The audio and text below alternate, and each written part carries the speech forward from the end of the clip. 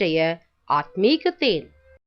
இன்று தினத்தின் தியானத்திற்காக நீதிமொழிகள் 8:17-18 உங்களுக்காக நான் வாசிக்கட்டும். என்னை சிநேகிக்கிறவர்களை நான் சிநேகிக்கிறேன். அதிகாலையில் என்னை தேடுகிறவர்கள் என்னை கண்டடைவார்கள்.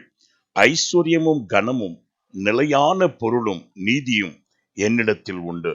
ஆம் பிரியமானவர்களே, என் தேவனாகிய கர்த்தர் என்று உன்னை பார்த்து சொல்லுகிறது என்னவென்றால், இதோ ஐஸ்வர்யமும் கனமும் நிலையான பொருளும் உனக்கு வேண்டிய நீதியையும் நியாயத்தையும் நான் உனக்கு ஏற்படுத்தி தருவேன். நீ என்னை சிநேகித்து அதிகாலையில் தேடுவாய் என்று சொன்னால் என் திவ்ய வல்லமை என்ன என்பதை உனக்கு நான் வெளிப்படுத்துகிறவனாய் இருப்பேன் என்று என் கர்த்தர் உனக்கு வாக்கு கொடுக்கிறார். ஆனபடியால் நீ சோம்பலாயிராதபடி அதிகாலையில் எழுந்த தேவனை தேடுகிறவனாயிரு.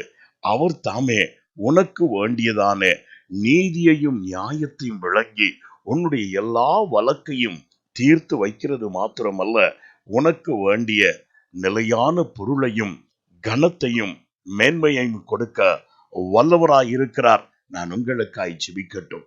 எங்களை அதிகமாய் நேசிக்கும் அன்புள்ள பிதாவே, அதிகாலையில் உம்மை தேடுகிறவன் உம்மை கண்டடைவான் அல்லவோ? அவன் மேல் கிருபையை புதிதாய் நீர் பொழிந்தருளிய தேவனாய் இருக்கிறபடியால் நன்றி ஆண்டவரே.